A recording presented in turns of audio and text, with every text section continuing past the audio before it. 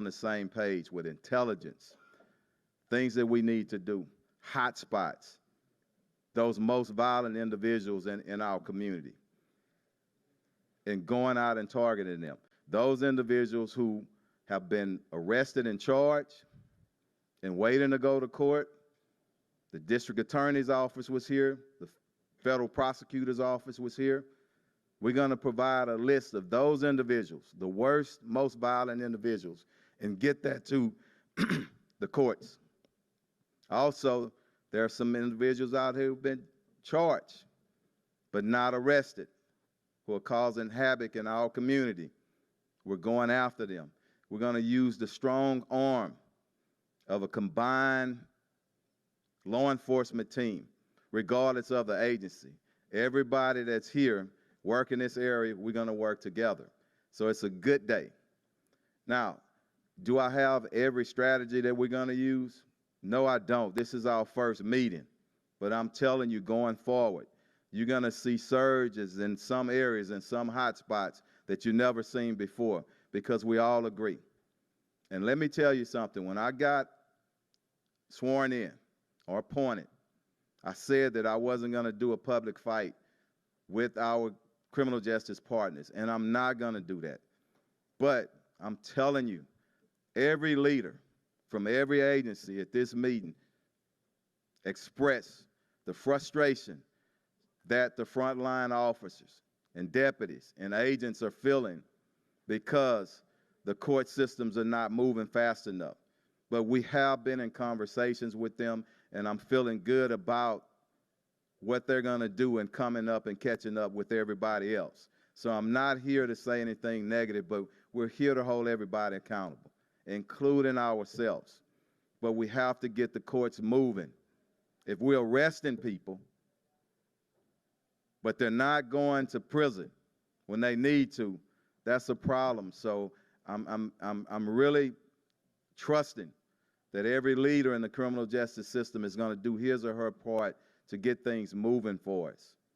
Because no matter how many arrests we make, if we cannot get them in prison where they need to be, and this is a few individuals that's really violent, over 1,500 murder cases need to get pushed through. I understand 500 are capital murder. They are roaming around in our community. Now let's stop blaming one another, but let's everybody get in the solution game, and that's what this is about today. But I'll open it for questions.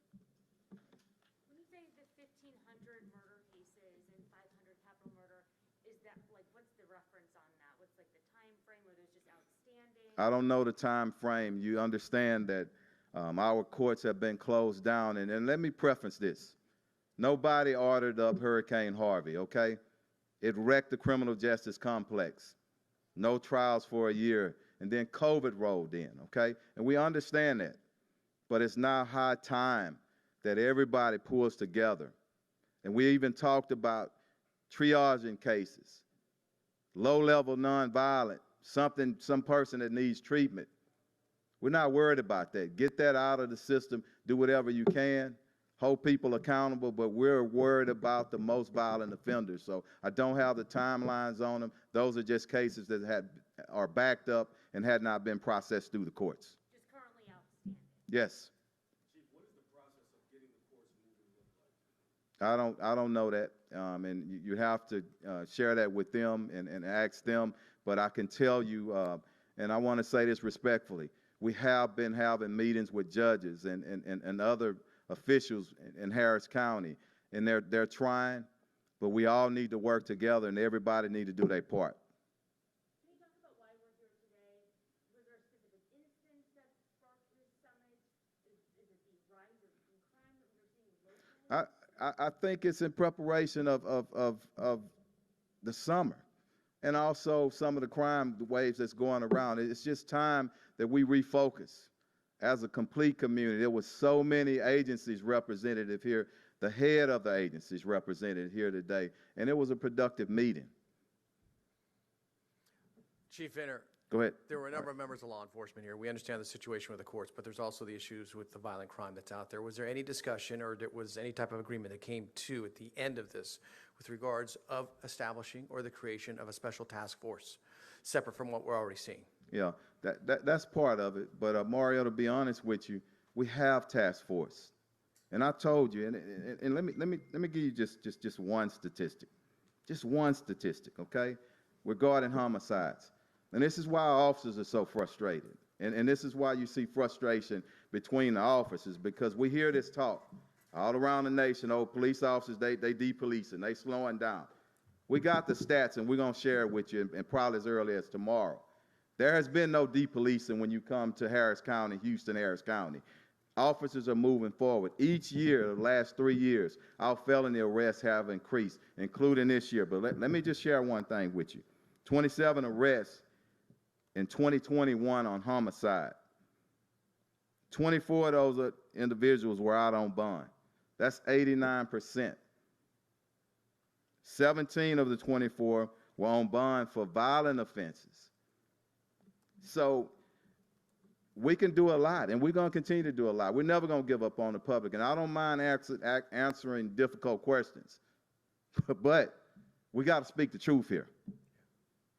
You indicated just now 27 arrests. Can you repeat that stat? 27 arrests for This how much? is just, yeah, 27 arrests. Out of 27 arrests, 24 of them were out on bond. That's That's this year. 89%. Yes, sir. Yeah. So how does that make you feel reading that number? It doesn't make me feel good because we're talking solutions, okay? So how do we collectively, as Harris County, how do we bring things together and do what's best for our communities, our police officers on the front line, and every citizen? How do we do that? And I'm not going to sit back and say it is when it isn't, okay? It is what it is. And we all need to agree to that and see that and do something about it. So do you think it's the bond system that's failing? I don't know if it's the bond system by itself. I've been pretty open. I've said a number of reasons. So I don't want to put it off on one thing, but I'm just saying everybody needs to come together. And when you sit down at a table, talk some solutions, okay? And that's what we all need to do. What's the plan? Because I'm going to come up with a plan. We don't have a plan right away. This is our first meeting. But just on the stats and the arrest stats that we have out here, but we're still doing a good job. But if you have hundreds of super violent criminals on the streets, we got to do something about that. As a community, as Houston, Harris County, we have to do something about that. All right, Chief. I got from KHOU, many women are scared to do everyday activities like going to the grocery store or to the bank. What is your message to women in particular? I think anybody should be vigilant. But let's look at, and we'll release some stats about the Pacific victims. Most of the people in Houston, Harris County that's a victim of a homicide and violent crimes, and I'm not blaming every victim don't have anything to do with them becoming a victim. But a lot of the homicide is based upon the relationships, the activities that you're doing. The mayor and I, we've talked about it before.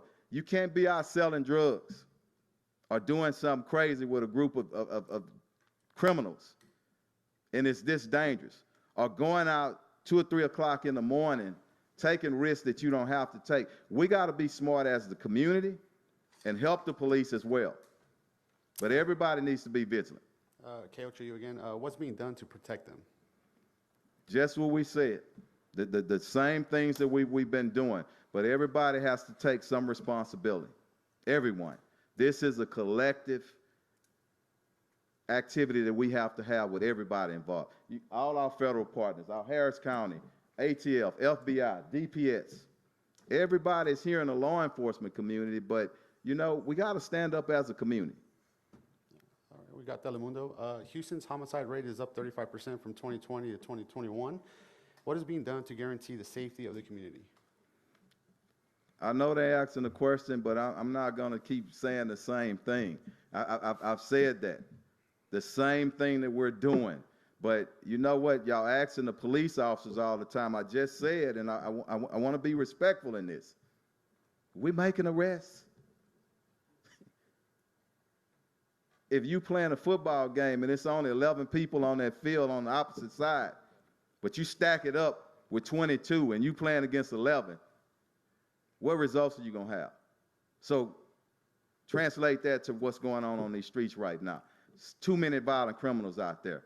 And we have to come up with solutions. Telemundo again.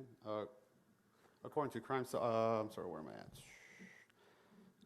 Okay, according to Crime Stoppers, 85 of the 120 victims have been killed in 2020 and 2021 by defendants released on multiple felony bonds in the Houston area. How do you feel about that? And where do you stand when it comes to the bonds for violent criminals? It's frustrating, but I answered it, and we're going to have to work together. We're going to have to work together. If there's a bond issue, we got to fix it. Okay? All right. Telemundo again. House Bill 20 will eliminate PR bonds for defendants charged with violent crimes such as murder and human trafficking. Do you support HB 20? I support common sense bond system, a risk-based bond system. If it's that, I support it, okay? Bond reform. And let me answer this, and that's all I'm going to say about bonds, okay? Bond reform and bail reform, we never should have been arresting people, low-level, non-violent people who need treatment. That's what we should be looking at when we're looking at bond. But it was never meant to release the most violent criminals, time and time again, back in the community. Since when did we forget about victims? And understand, and I'm not pointing fingers at anybody. Since when in the state of Texas, in Houston, Harris County, that some kind of way a violent suspect or violent suspects have become so important? Now, whoever the blame or whatever it is, I'm not concerned about that. You know what Chief Finner is concerned about? What's the solutions? What do we do to fix it? And how do we move our county, our city forward? All right. How about the next reporter? Okay. Yeah. All right, go for it. Hey, Chief. So, as long as we're talking about solutions here, is there anything else you think the court system could be doing specifically besides just like expediting cases? Are there other changes there you'd like to see? I'm not going to more courts, yeah. or I mean, just what else could happen on that front? I respect your question, but what I want y'all to do, okay? Go and talk to them, and because I don't want to answer for them. They are our partners, and I respect them, and we've been having a lot of meetings. But just as y'all talking to us, talk to everybody in the criminal justice system, not to throw stones at them and say, oh, it's your fault and the sky is falling. The whole nation is experiencing this. So we need everybody stepping up to the plate. Whatever side you're on, I don't care. I really don't care. Step up to the plate, and let's get this thing moving in the way it needs to be moving. And then just one other very quick question. Is there anything specific that you attribute to more defendants out on bond than committing more crimes? Is there anything specific to where we're at right now? I've addressed a number of them, and I'm going to leave it at that. Okay? Thanks. Go ahead. I just want to make sure the pool, did you ask all the questions for the pool? Yeah, the other questions you've answered them, but I'm just going to ask one more. right. What would you say to community members who've lost loved ones to violence? Hey, anytime our community members lose someone, you're talking to a chief who have lost 2 family members in recent years to violence. So I know the pain. I know it, and I understand the pain. So any person who loses someone to violence, my heart and our collective hearts go out to them. And we're going to do everything we can to make sure that they're brought to justice. But we have to keep looking out for one another. And everybody in the criminal justice system has to take an active role in getting this thing rolling in the direction that it needs to roll in. And and if I sound frustrated today, I'm sorry, because I am. Our officers are frustrated on the front line. I'm frustrated, but I'm not frustrated to the part that we're going to give up. We're going to keep charging forward, and we just need everybody, our community, and every person that's a leader in this criminal justice system in Houston, Harris County to move forward with us, and that's all that we ask, and that's not asking too much. Chief, we've been to a number of these news conferences in recent months, even with the previous chief. I could tell that people are fired up. I can see the frustration. I don't think we've ever asked this question. It just dawned upon me. Yeah. Why is it that no one's respecting law enforcement out there, in your opinion, right now, with regards to the criminality? I can't tell you what they thinking, and if I had that answer, that I guess that I'd probably be sought after for every police department, and that's not what I want, because when I get through from here in a few years, I'm gonna wrap it up. But there is a lack of respect out there. There's no doubt. I don't doubt that, and we see it all the time. I think it's a part of what's going on in society. Why? I don't know. But I ask people, respect our officers. Respect someone who is, trying to serve and protect. Respect it. But it is. And Mario, that's a legitimate question. I don't know. Earlier this week, you had a carjacking. The suspect was just 14 years old. Are you guys seeing a trend of younger Yes. criminals? Thank you for asking that question. It is.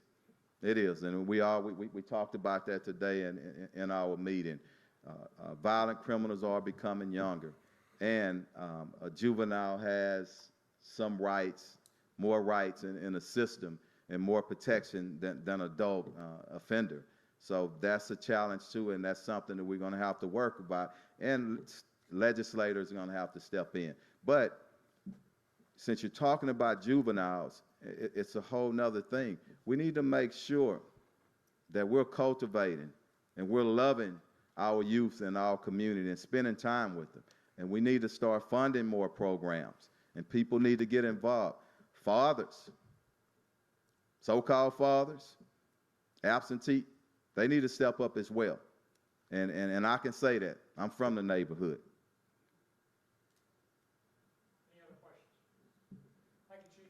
Y'all good? Hey, thanks for standing with me. All right, thanks.